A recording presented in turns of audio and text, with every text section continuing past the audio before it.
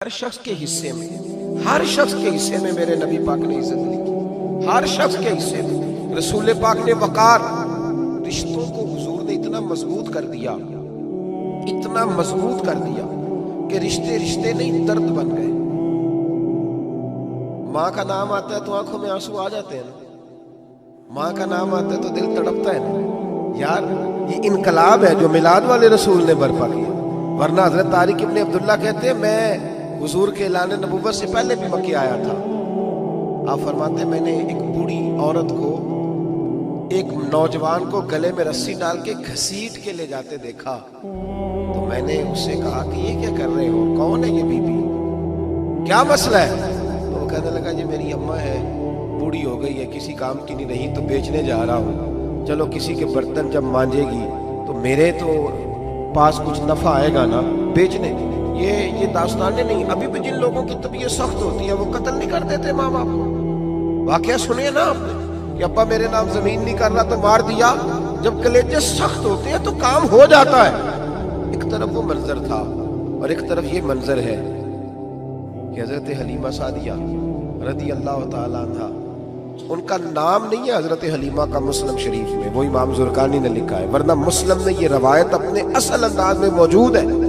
हजरत अबू हुरैरा रदी अल्लाह ताला अन्हु फरमाते हैं कि जनाब हलीमा बूढ़ी औरत, सादी औरत। अगर आप कभी मुआशरती लिहाज से हजरत हलीमा का अंदाज देखेंगे ना, तो जो है मेरी बात पर समझ आ रही है आप हजरात को, जो हमारा मुआशरती माहौल है ना, मुआशरती माहौल, तो हजरत हलीमा सादिया रदी अल्लाह ताला अन्हा की हैसियत आज के मुआशरे में अगर देखी जाए तो एक आया, बच्चों को पालने वाली आया नहीं होती, वो आया थी। स्कूल में एक आया होती है, जब बच्चा छोटे हमारे प्राइवेट स्कूल्स में बच्चे जाते हैं तो औरत संभालती है, दूध डाल देती है, कई दफा फीडर भी पिला देती है। बच्चा अगर खाना पेशाब करता है तो खिदमत करती। ये औरतें उस जमाने में छोटे बच्चे ले जाती, पाला करती। तू बता ना, दाई की, आया की, मैं मिसाल दे रहा हूं, और नर्स की क्या हैसियत है माशरे में।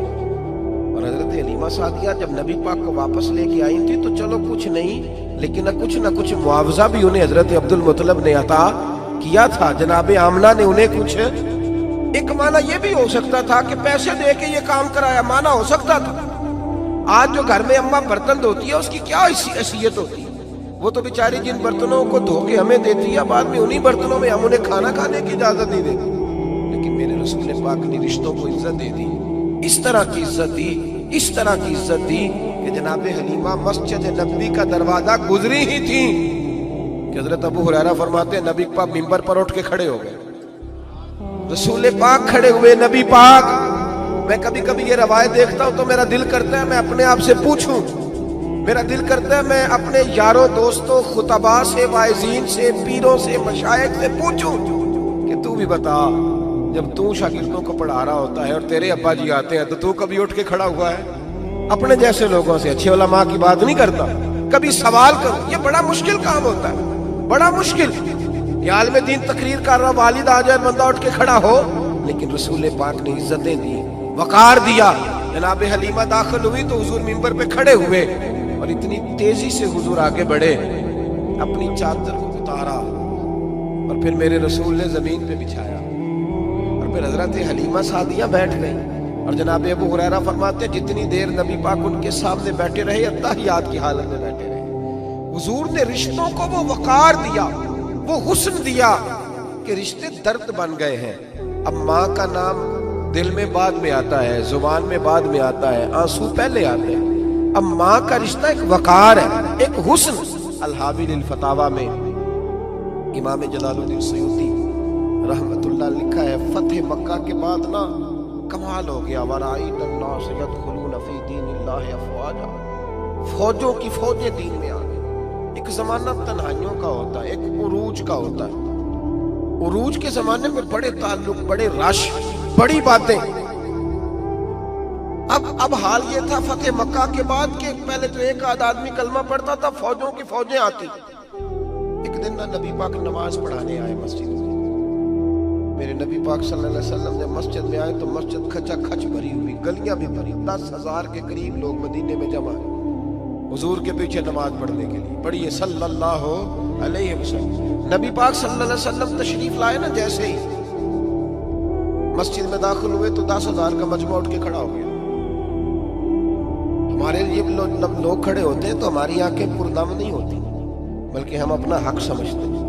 हम कहते हैं इनका बनता है खड़े होना, हालांकि भाई दुनिया सबके लिए खड़ी नहीं होती। जब कोई खड़ा हो ना तो नजर झुक जानी चाहिए और तेरे दिल में ख्याल आना चाहिए कि या अल्लाह मुझ पे रहम ही रखना, ऐ अल्लाह मेरी पर्दा पोशी करना, या अल्लाह ये तेरी दी हुई इज्जत है, मेहरबानी कर खुफिया तदबीर से महफूज पर। कि हमें एहसास नहीं होता इतना माशाअल्लाह। अल्लाह के महबूब दाखिल हुए तो 10,000 का मजमा खड़ा हो गया। 10,000 आदमी खड़ा हो तो एक कैफ बनता है। तो मेरे जैसा आदमी तो वेस्टकोट सीधी करने लग जाता है ना कि बड़ी शान है जनाब, कॉलर ठीक कर लो, दस्तार सीधी कर लो, क्या बात। इतने लोग भी कभी किसी के गाड़े के पीछे भागे, लेकिन नबी पाक का अंदाज क्या था?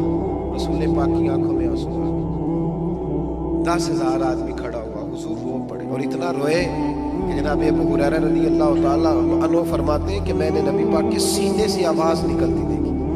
जब आदमी ज्यादा रोता है तो सीने से आवाज आती है। हुजूर रोए कि सीने से आवाज आई। आप फरमाते हैं फिर हुजूर ने आंसू पूछे, फिर नमाज मुकम्मल हुई।